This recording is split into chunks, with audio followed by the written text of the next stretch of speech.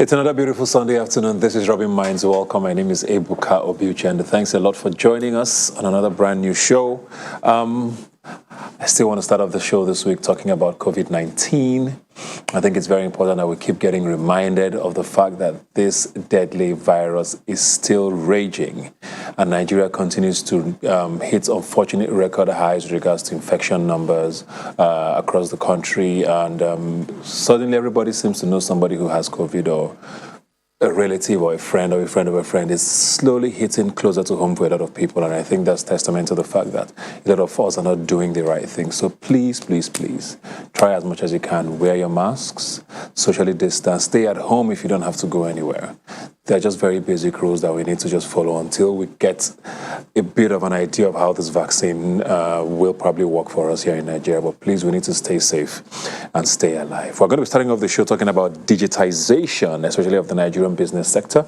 And I'm joined here by Omah to help me dissect that. Thanks for being here today. Thank you for having me. Socially distanced enough, I believe. So this is a conversation that's been going on for quite a while for a lot of Nigerians. There seems to be a sense of almost resistance from government whenever digitization comes up. And, you know, do you get that sense that the government isn't particularly excited about, you know, getting a lot of these? We're talking about healthcare, census, you know, elections, access to education. There seems to be, do you think it's a resistance or a lack of willpower?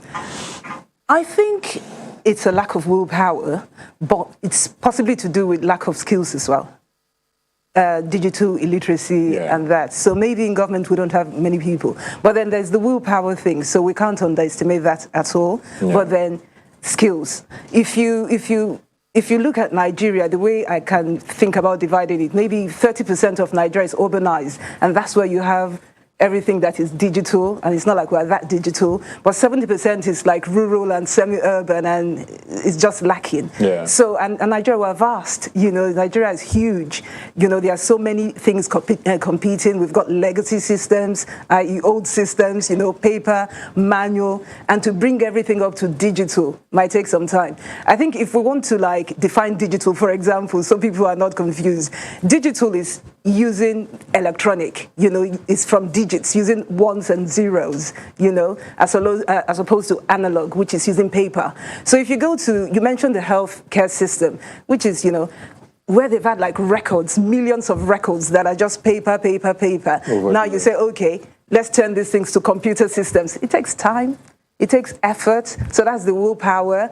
There's the policies. We need the enabling environment, you know, and then you need people that have the relevant skills. Nobody, you can't just wake up in the morning and say, yes, I'm going to do this, you know. It needs to be a phased, planned approach, and maybe, so it's a combination of many things. Yeah. So talking about, you know, digitization and things that are new, one of the new things that we would have thought would be easier to handle is the NIN, National Identification Number, which has suddenly become a topic of conversation, and I think we have a few days to go before the deadline, and people's phone lines are apparently supposed to be cut off if you've not linked your phone number to the NIN. We've seen pictures online and in the news media of people gathered at these NIN offices physically in the raging pandemic, with numbers going up, trying to get their national identification numbers just because of this deadline that's been issued. Do you look at something like that? Do you think it could have been done differently if, I don't know, if technology was probably deployed differently? Are we just overthinking or exaggerating what technology can do in a situation like that? So now it's a whole range of things you just mentioned. So there's the technical bit, the digital bit.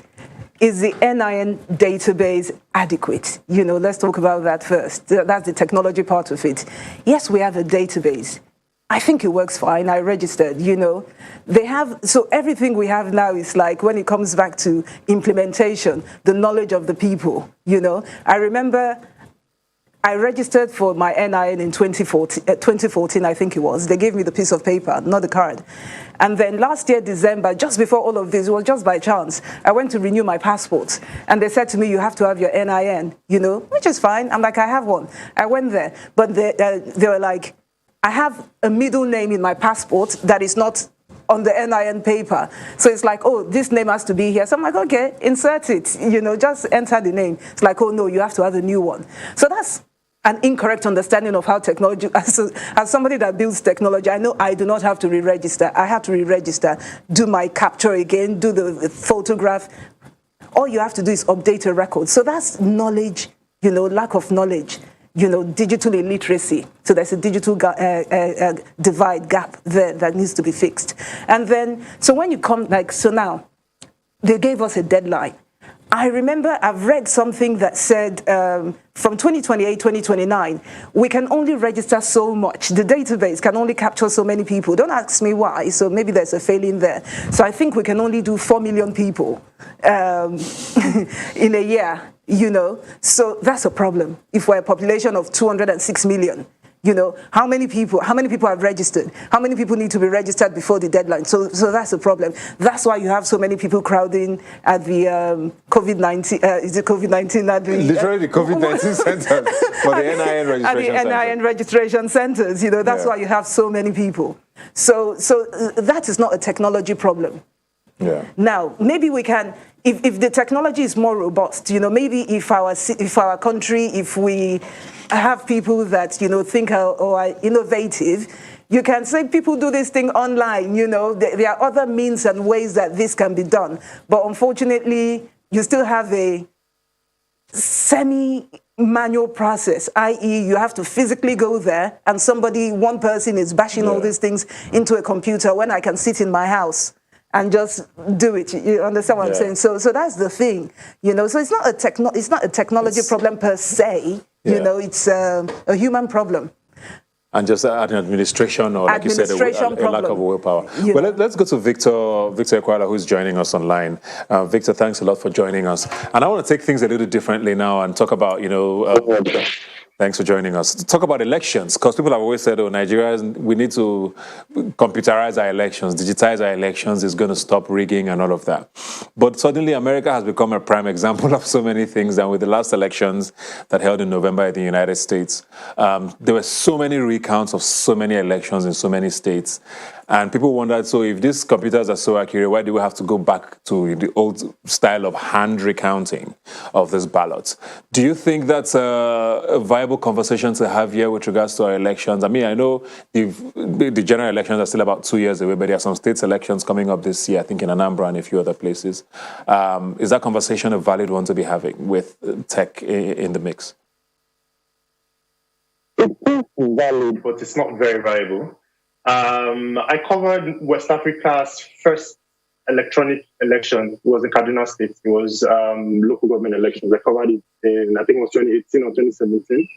And it was interesting. It was smooth, but it had a lot of failings and shortcomings that made it obvious that we're not yet at that place where we can fully digitize electoral processes. It is possible, because I saw the one in Kaduna worked to a very large extent. Yes, there were failings, right? I was there physically. But there are a lot more things that need to happen. We don't have the resources and the wherewithal to make it happen yet. So, valid, yes. Feasible, no. What about the census? We were supposed to have our census, I think it was in 2016. We're about 5 years late now. And I hear President Buhari is saying that finally there might be an allocation for that, I think sometime this year or next year. We're banding so many figures, 206 million supposed Nigerians. Many people argue with that number. Tech was not there in 2006 heavily, which was the last time we had a census. 15 years later, there's a tech sector booming in Nigeria. Technology generally around the world is different now. What do you see the role being played? Are we going to probably have our very first accurate census in this country? Again, yes, it's possible.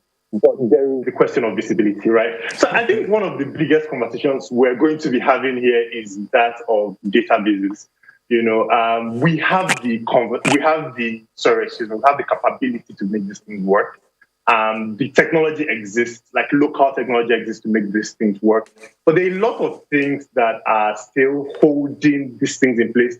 So you talk of policy, you talk of resources. So it costs a lot of money to digitize processes that have been typically analog, like like you said, this is going to be the first time something like this is going to happen. So there's going to be a lot of software, a lot of hardware, a lot of logistics that are going to put in place. It's a ton of money, a ton of anticipated resources, a lot of policy changes, a lot of accommodations that I don't know if we're ready for. But yeah, it would be interesting to see that. I mean, listening to both of you, I get a sense that there's not a lot of faith in the system. We do have a ministry of an ICT minister that oversees ICT and all of that. And a lot of you are working in the tech space, and there's the constant talk about the fact that you guys are succeeding in spite of government, not necessarily because of government. Are there any engagements that you see that you have with government that's, seeing them trying to tap into the knowledge and sort of this boom that's happening in Nigeria to help the economy thrive? Okay. There is something I think about as the Nigerianization of problems, right? It's that thing that happens where we Nigerianize every problem, right? Globally, technology and innovation is moving at a pace that is too fast for regulators and lawmakers to keep up with. And it's not just a Nigerian problem, even in the US, right? You have the Airbnbs, the Uber, still have a lot of regulatory problems across the world. So yes, tech is moving really fast. Regulators and regulation cannot keep up with how fast tech is moving. And this means that every once in a while, there is going to be a lot of this misunderstanding. And it means that when you have a lot of, government bodies trying to do good, they end up impeding the progress of these things. Sometimes, I don't know if this is their intent, and I don't believe this is their intent, because I think in Nigeria, the government tries to do its part, right? It tries to help. It tries to do everything. But there is a large gap of understanding. There's like a lot of bureaucracy. There's a lot of, people that do not understand how this space basically works, right? Over the years, things have changed a lot, to be very honest, since, say, 2014, 2015. Has been a large incremental gap being bridged between government and tech practitioners, the tech ecosystem in Nigeria. A lot has happened, to be very honest. Again, like, we can just complain and say, oh, things are not where they're supposed to be. Regulators are still wilding and impeding innovation to a very large extent. But truth is, things are not how they used to be, and there is room for things to get better. It's just happening at a pace that is too slow for this pace of innovation, for the population, and for what we intend and need to do with technology in Nigeria. That's the thing. But yeah, a lot has happened. I'll come back to you, Victor, but back to you now, Omah. Just kind of same question to you. What are your thoughts on, government interaction with the tech space in Nigeria? There's so much that could be done with technology, and Nigeria seems to be thriving really well in that space. But from the outside, it doesn't seem like there's a synergy enough between the tech space and government. No, it can be a lot better. It can be a lot better. I think government, like you said, government has actually stepped up from a few years ago to what we have now. Is a lot better, but we can do a lot more. I don't think government, from a tech perspective, they engage with the younger, a lot of young people are in tech. So I don't think we engage a lot with the young people to find out what's going on, even within the tech industry. I've been involved in some conferences, events with older players in the tech industry, and they don't even, because technology is fast. So what you learned 10 years ago is different from what people are doing now. So there needs to be more synergy, more engagement, a lot more, for us to actually, go where we're going and do what we need to do. Yeah. There's been a lot of fear recently now about schools reopening tomorrow. There were people thinking it was going to be moved, but the Lagos state government has come out and said, it's insisting on the 18th of January. I think it's just Edo State, and I think one or two other states have said we're still going to watch things. Children should still stay at home. But most people are going back to schools tomorrow. The irony, though, is that government workers are told to stay back at home. So we're trying to protect the workers and push the children to school. So education always comes to mind. Some private schools are able to go digital and, teach across the internet and all of that. But the mass population of Nigeria cannot even afford this. It's a problem. Yes. It's like what I was saying. If you use a 30-70% divide, 30% are urbanized, and even within the urban area. So most people can't, I know so many people that from the lockdown from March last year, children are just wandering up and down, doing nothing. The parents can't teach them. So they are just there. And then when we talk about digitization, we have to talk about power. The enabling environment, because it's not just like I have a computer, I can do this. Do you have light? If you don't have power, then it becomes a problem. So going back to school, it's the dangers of COVID is spreading. As you said, more people, we're seeing more people that we know getting COVID now. So when you release your children into that environment, then it becomes a worry. Yeah. Even if they don't get it or they are asymptomatic, then they bring it home to their parents. Yeah. It's a real concern. Yeah. So in terms of edu-tech, that's what it's called, education technology, a lot more has to be done. A lot more has to be done by the government. Within private schools, there's private and there's private, because not a lot of private schools could even adopt that. A lot of parents cannot afford it. A lot of people just have one laptop in their house. Then you have children trying to compete to school, the parents trying to work, there's data. So it's a huge problem, the technology, the internet infrastructure, we need to do something to make it more affordable, and that really needs to be driven by government. Yeah. Victor, do you think, just putting you on the hotspot now, do you think tech has done enough, especially with COVID? Nobody was really prepared for it, but a lot of people had to fall heavily on technology from March up until now. Do you think the tech space in Nigeria has done enough to help? We're talking education, healthcare, the basics that people had to fight for are still having to fight for till today. Do you think the tech space has done enough or can do more? Enough, yes. Can do more, yes. The fact that we have been sustained up to this time has been a very large effort of technology, digital platforms, social media, and even the government and government agencies that are involved with, informing people of the pandemic have made a very good use of social media platforms. To be very honest, Nigeria has been very, very much up to date on its digital battles with this pandemic, right? And from the general platform and consumer perspective, there's a lot of technology that has been in place, like e-commerce. E-commerce has taken off. People now shop more online. And you think about it, what if e-commerce wasn't a thing? There's going to be a lot of, physical interaction, people trying to get what they need, physically from markets. This virus is going to be more than it is now. Then you have e-learning. E-learning conversation and another thing, like Omah was saying, that's a totally different thing. But the fact that it even exists and we have platforms, both local and foreign, that are available for Nigerian students to get on is a very good thing. Think about it. If this pandemic happened, say, 6-7 years ago, we'll be having a different conversation now. Off the top of my head, I don't know how possible, as of 2013, 2014, the internet was not great enough for me to be in my room and be on this show with you, Ebuka. Very true. So yes, that's a very... So it's a sign of the times. It's a sign of change, improvement, yeah.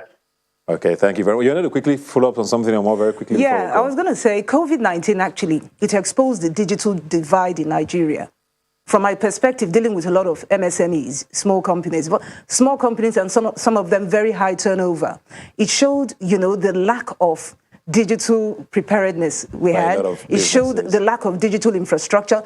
Companies turning over billions of naira, no digital. When COVID came, they were stuck. They were not ready at all. They were not ready. They were stuck. A lot of them had to shed so many stuff, had to almost shut down, and then started thinking about, okay, what can I do? A lot of them had to reinvent their business models now. How can we adopt tech? Yeah. So it showed that huge divide, but it showed a lot of people started getting onto the digital. Now we don't have to preach to people, come and be digital. They've seen the Now they've seen that, okay, I have to be digital. Yeah. So, Hopefully government has woken up to that most importantly. But we have to go on a break now. Thank you very much, Omah. Thank you very much, Victor, for joining us online. We'll take a break now and come back with some entertainment. Don't go away. We have here probably the breakout star of 2020, Omah Lay. How you doing? I'm fine, bro. I'm good. Wow. Thanks for being here today. And I don't think I'm wrong in saying you were probably the breakout star of last year. Did you see that coming? Was it something you deliberately walked to? Or did it shock you how much of a reception you got? Yes, it was shocking actually, but that had always been the dream, you know. Had plans, to take things slowly, but it just happened. It just happened the way it happened, and I'm grateful, man. So you were in Port Harcourt? Yeah, I was in Port Harcourt. Born, bred? Born, bred. When did Lagos happen? I think Lagos happened. Lagos happened last year. Okay. Up until last year, you were in Port Harcourt? Up until last year, I was in Port Harcourt. And, oh no, Lagos happened a year before last year. So that 2019? 2019, yes. Okay. So yeah, I was in Lagos. I got a deal, after the release of my song, Hello Brother, I got a deal, key card. So I moved down to Lagos. I stayed for like 6 months, 7 months, 8 months, recording and stuff. So yeah, that was it.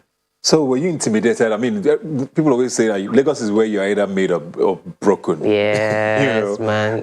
Were you so sure of your talent and what you had to offer? Or were you scared of, when you got here and you saw the kind of yeah, I was scared. I was actually scared when I wanted to put out my first project, Get Laid. I was scared. I was scared that it wasn't good enough. It wasn't, it wasn't showing enough of me. I was actually going, it was 5 songs on the project. It was supposed to be 7 songs, but so I was scared that it wasn't gonna show me off enough. Yeah, that was it. But scared about or being intimidated by it. Nah. So of course that you were surprised by how good people received. Yeah. I mean, I felt the love was massive. I didn't expect it to happen. It happened really fast, man. So you dropped the song, the EP.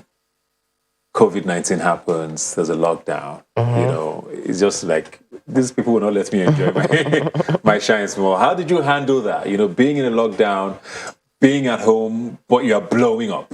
Man. And you couldn't do anything with it. The thing is, I was supposed to put out a project by January, February, I think, February.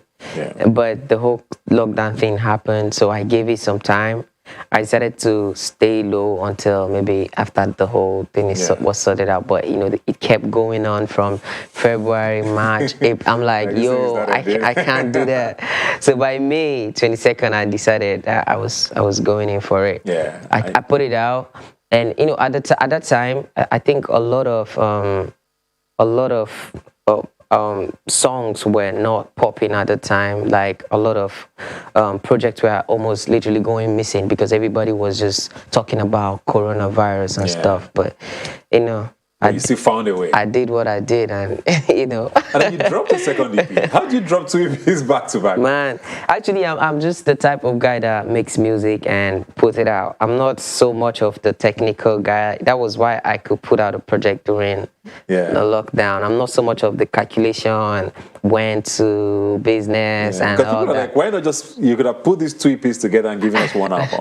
Nah, I mean, whenever anything is ready, man, I just put it out, bro. Yeah. No time to condi, juicy, nah. How's Port Harcourt these days? Hey, it's been a while though. Yeah, it's been a while. Do you miss it? Do you feel like you betrayed the man? No.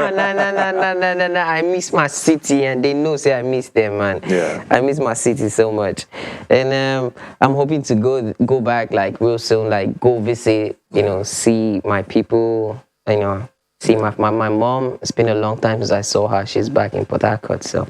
She must be super excited. Yeah, I miss my boy. I miss my boy and fish, bro.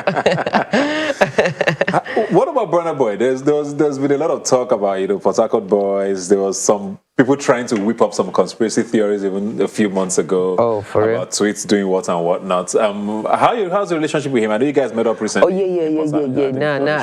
yeah. I met him in Ghana. Okay, Ghana. Yeah, Burna is my brother. He's my brother. It's been a long time since anybody from Port Harcourt. I mean, it has always been just Burna. So I mean, he was so happy to see me come up from the same city and stuff. And I've always had love for him because he's literally like the people that we listen to in Port Harcourt. He is the person that we listen to in Port Harcourt. Before this whole thing happened, it was Burner that, when you're talking about Port Harcourt, it used to be like Dunk Mighty and Burner. Those are the only people we listen to while growing up. So meeting him and him loving me that much, and it's something I can't even explain, bro. Amazing stuff. You also get compared to Wizkid quite a bit.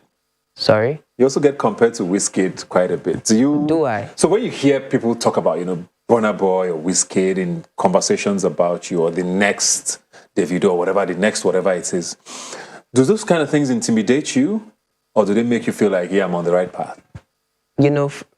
First of all, I'm not so much of the guy who reads who reads what's going on social media and stuff. Who's saying what about you? Yeah, who's saying what about me? But I am Omah Lay. I'm nobody else apart from Omah Lay. So if I'm gonna be anybody, man, I can't sell what I don't have. Like, what I have is Omah Lay, so that's what I'm definitely offering. So yeah, that's it though. So been to Port Harcourt, been to Lagos, been to Ghana. Of course, have to talk about Uganda, which was such a crazy time for a lot of us here. Man. So I can't even begin to think of what it was for you. There's a lot of people who have blamed you, saying there was a pandemic. You should have known not to travel, to go to a concert at a time like this. So tell us about, what led you to even be there in the first place, and how all of this ended up being what it became. Uganda is it was such an experience, it's a lot. It's a lot that happened. I went to Uganda for an event, Did you get clearance for that? Yeah. No, we went legally, completely legal, and it happened the way it happened. Yeah. I really cannot start picking out details, but there was supposed to be like COVID clearance, everything was sorted out before we got there. As a matter of fact, the police were present and everything, and we did the whole thing. But it has happened. It happened the way it happened. I learned. It's something that I learned a lot from, and I moved past it already. So yeah. So you've learned. So what did you learn from it? All right. I mean, details of Uganda is in my album. I'm trying not to talk about it so much. I'm channeling the energy to making music with it, the whole experience and how it all happened. So, yeah, my album is coming up. I mean, a lot of us were saying Thames and Omah Lay, their next singles or albums are going to be crazy. But I mean, at the time, it wasn't particularly funny to watch, because we were not sure what's going on. Uganda is not particularly the best rated country when it comes to human rights. So people were not sure how this was going to end. So just that's why I want to know, you're talking about lessons and all of that, and what people perceived about you being there and why you went even in the first place. With the police holding on to you guys, how were you treated? Were there things that happened there that, I know, like you say, you're saving them for your songs or for your album. But just wondering what being there and being in police custody was. Like I said, it was such an experience. I cannot best describe. I'm not so much of the talk guy. Yeah. I cannot describe it best here. I mean, but maybe when you listen to the songs where I'm talking about the experience, maybe you would feel it better. But it was an experience that I learned. I know that a lot of things changed. I felt different after the whole incident, and I learned a lot of things. And I think it's just best you guys listen to the songs when it's out. So Do you regret going to Uganda? No. I don't regret going to Uganda. I mean, I saw like the night with my Ugandan fans. It was perfect. It was a perfect night. Yeah. Definitely. I mean, I would want to go back to see those people. There was a lot of energy, love. It was an amazing moment. Yeah. Looking back now, I mean, yes, you got clearance, but thinking about the fact that there's COVID, there's a pandemic, do you think it was probably not a good idea to perform that? Oh, yeah. Maybe if I had known that it was going to turn that way, I would have just stayed back. Yeah, but, this was your first international show? Yeah, this was my first international show. I didn't know that was it, everything was looking good from the start, but it seemed like there was some kind of miscommunication with this and that. And when is this single or album dropping? This year. I don't have a date. We need to hear the stories very soon. Yeah, this year. I don't have a date, but definitely before this year is over. Yeah. Mm-hmm. Did you and Thames become closer after this? Oh, Thames, man. Yeah, we spent a lot of time together in Uganda, so we spoke about a lot of things. I mean, there's more like a relationship between me and her now than before. Yeah. You guys are not friends before? No, we were not friends before. Yeah. The whole Uganda thing brought us together. Are you guys going to be doing a collaboration? Pretty soon, maybe. I said it maybe there. Is it more than a relationship? Oh, like, oh, bro. Man. It's a fair question to ask. Is it? Yeah. I mean, it's cool. It's cool. She's my friend, though. She's my friend. Okay.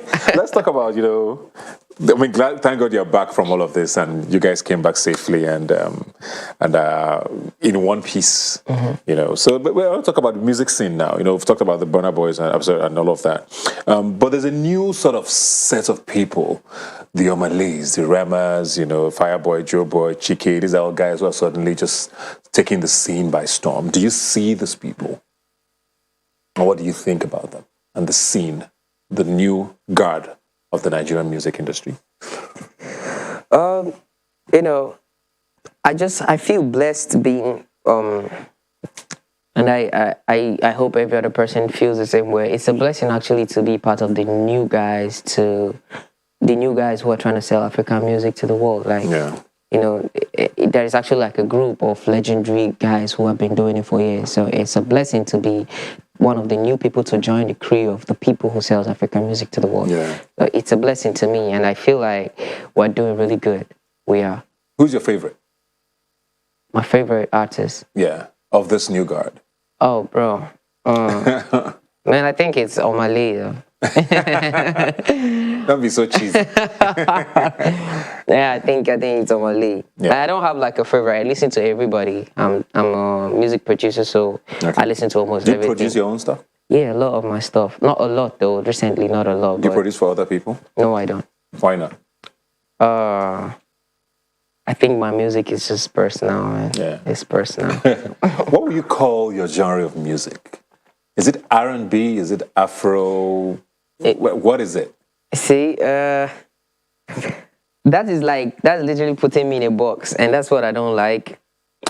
Sometimes I do. At the end, what we Africans, what we Nigerians export is Afro pop, Afro beat, Afro fusion. It's Afro at the end of everything. Yeah, but I don't like to just put a small box behind I think music is really priceless and really big to just put in a little box and say it's R&B. But it's also good to give yourself an identity, and you're probably yes. I mean, everybody could. I know you're asking the question now because you don't know what to call my type of music, right? Yeah, I mean, definitely you're asking me that question because you don't know. So it's best we just everybody pick what they want it for, what they want to listen to it for. Yeah. Because if you say R&B, I think you just put me in R&B, whereas people are enjoying it as dance hall and stuff. So I just don't like to put so you just take it for whatever you want to take it for. Listen to it, enjoy it the way you want to. What's the ultimate goal for Omah Lay? What's the plan? For this Omah Lay guy, for the music, for the brand. Like I said, I don't like to put boxes or limits to. I could say, the plan is to become the biggest artist in the world, but then I become the biggest artist in the world, and it's not even enough anymore. So there's no need, bro. There's no need to put a limit. So yeah, man, just run with it, man. I enjoy making music. I enjoy see people happy, smile, listen to my song, dance, and. So, man, I just keep doing that, and it takes me to wherever he wants to. So, are there plans to ever drop an album? Because you say you just dropped. Yeah, I said an album this year, definitely. Because I don't know, it might not be an EP in February. No. Take these 4 songs again. No. So you're dropping an album this year? Yeah, I'm dropping an album. Definitely an album, but you don't know when this year. Yeah, I don't know when this year, but definitely I'm dropping an album this year. Nice. Looking forward to that. There's a lot of pressure. I mean, because when you start off your career with such amazing songs, or the kind of EP that you started off with, there's some sort of pressure from people to say, okay, the bar is now so high that you can never drop below. Do you feel that pressure? No. Sometimes I feel like, I've always been that guy who criticizes my own music a lot. But I don't feel all that pressure. I just, doing what I have to do. Definitely, I'm moving from point A to point B. I'm still the same Omah Lay, but the me before isn't the person that the people see before isn't the person that. I mean, a lot of things have changed in my life, and my music is basically like my life. So my music is definitely gonna keep changing as much as I'm changing. I don't know if you get me. So yeah, I mean, if I move from point A to point B, I have to make music that comes from point B. It's all about what is happening right now. Yeah, exactly. Yeah, so that's it. So yeah. That's a very smart thing to do for sure. Before you got into the industry, who did you see as the guy that you liked or wanted to be like or looked up to in the industry? Oh, I mean, one person. A couple of people. One person. Yeah. One person that I've always inspired me had been Drake. Drake had always inspired me, but then I listened to Olamide. I listen to Falz, I listen to Wiz, Burna, like I said, Davido. These guys are like big inspirations too, Yeah. Any of them you're going to be collaborating with? I think I already got a collaboration with Olamide. Yes. Yeah, and I have. Talking about your album, is Yeah. I got in my album. I don't know yet.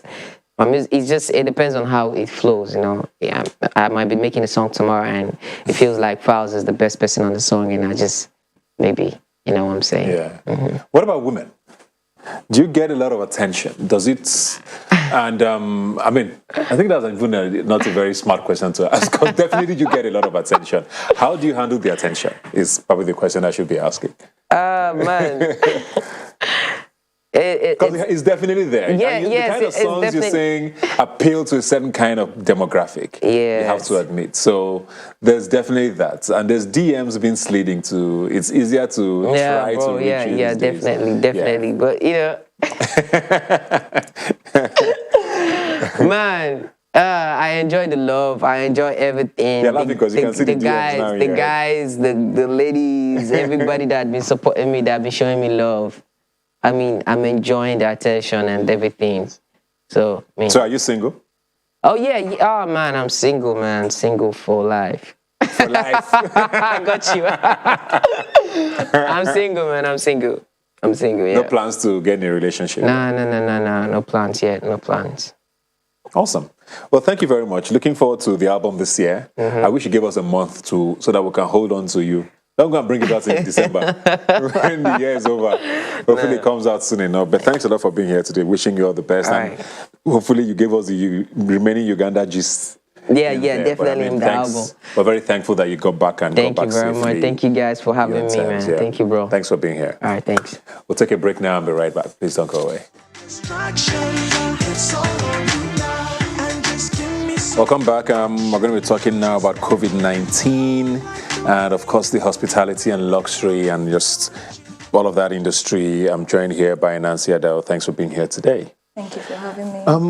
So the question here just seems to be, with all the regulations and curfews and all of that we seem to have, especially in this part of the world with regards to COVID-19, there's now a question of, does the virus only walk around at night? There's curfews from midnight. There's clubs that are not supposed to open. Bars are supposed to close at a certain time. Even the crossover service was told to close at 10 because of the virus. So it now says, so do you not catch the virus before 10 o'clock? And so it's very confusing for a lot of people. And there seems to be almost a certain sector of the economy that's targeted by this. How are you coping? How are people coping in that industry? Oh my God. Hospitality, events, and all of that. Yes, first of all, hospitality, it's a really, really big industry. Yeah. And I feel like most people in hospitality created those jobs for themselves. People like me. Yeah. You get. The restriction has affected us in, I'm really, I don't know where to start from, because the truth of the matter is that, you put a curfew and say, from this particular time to 12, that is the time that's lockdown. But then at the end of the day, people come out by 1 a.m. And, from the nature of what I do, I know that it's the time Nigerians love to come out. I mean, after the rest and everything, people want to come out around 1 a.m. to 4 a.m. and you're not supposed to move around by 1 a.m. to 4 a.m. So there's a restriction on the business, but the business is suffering. So you didn't just restrict the business, you actually shut the business down. Yes. People spend more from 1 a.m. to 4 a.m. and we're not supposed to have people come around. And don't forget, most of these establishments, they open and they have fees, they have things to pay. So imagine the cost of running a generator from what time? From 8 p.m. to 12 p.m. and no customers, and customers start coming in at 1, and so you have to tell the customer, oh, you can't come in, yeah, because I mean it's lockdown. So it's a bit of a dilemma, because as a business owner, I mean, I just finished, like, money is running, I have to make money, and there's nothing in place for me. So, you know. But so that's been the biggest debate now, of course, with COVID, since it came in and wreaked havoc on economies across the world in March. Even in Europe, there's been this debate of, do we save people or do we save the economy?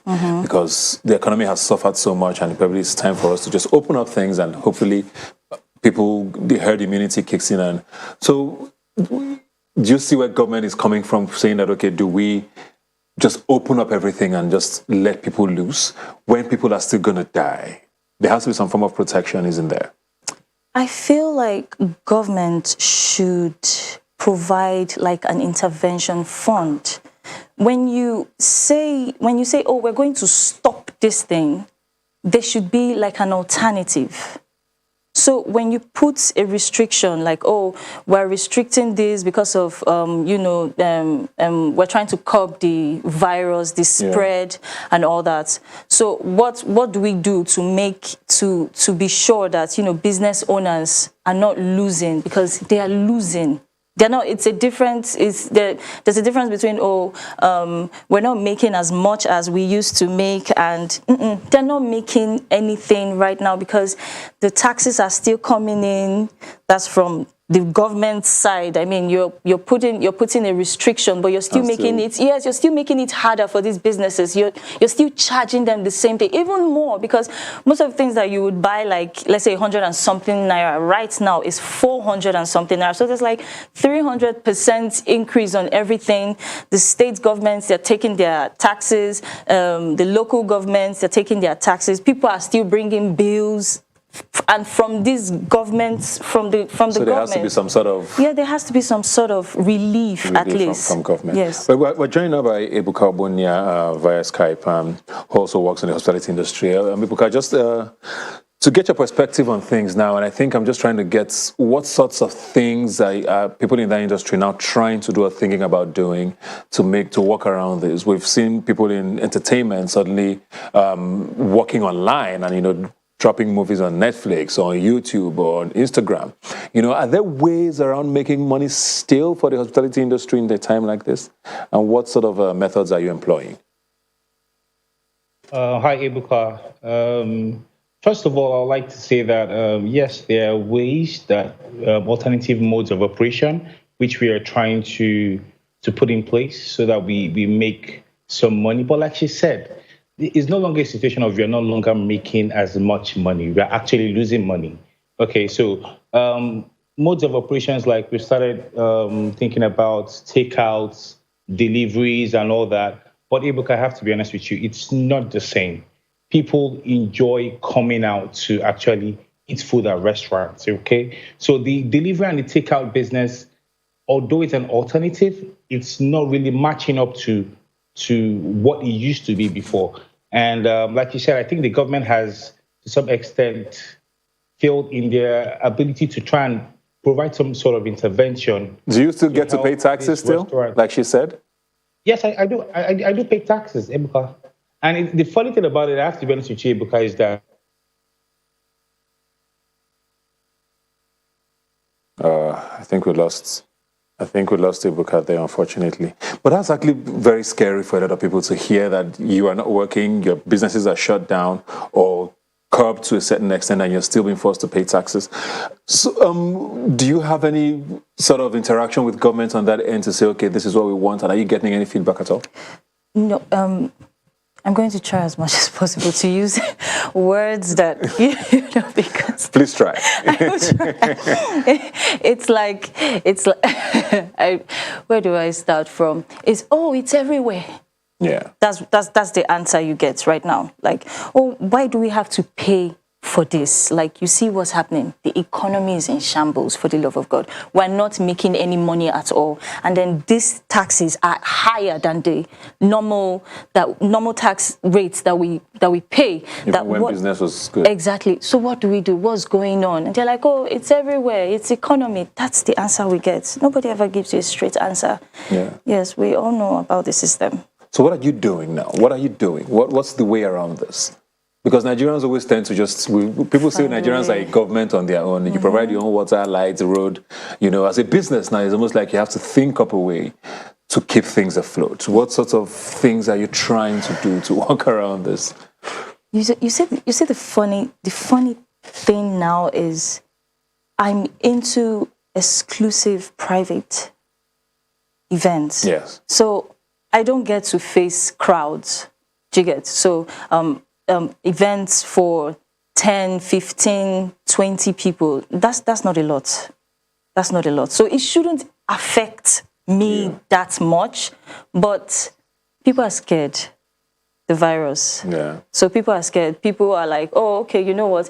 If we're going to have this, okay, how about they do the tests, do the test and find out, if you're negative or positive. But who's willing to do a test of about 20-something thousand or 50-something thousand because you want to go, to a party? So how much am I going to spend at that party? So for as long as the virus is around, it's going to be It's going to be a tough one. Well, signs of the times. Thank you very much, Nancy and Ibuka. Unfortunately, we lost you there, but thanks for joining us. We'll have to go now. And I think on that note, it's only fair to say, once again, and reiterate that please follow the guidelines, wear a mask, socially distance, stay at home if you don't have to be anywhere, wash your hands. It's the only way we can come out of this. The vaccines are not in Nigeria yet, and we need to get back our life to some sense of normalcy. And as long as we continue to be careless, a lot of businesses are going to keep suffering, and Nigeria will just not be the better for it. So please do your own part. Thanks for joining us. I'll see you next Sunday.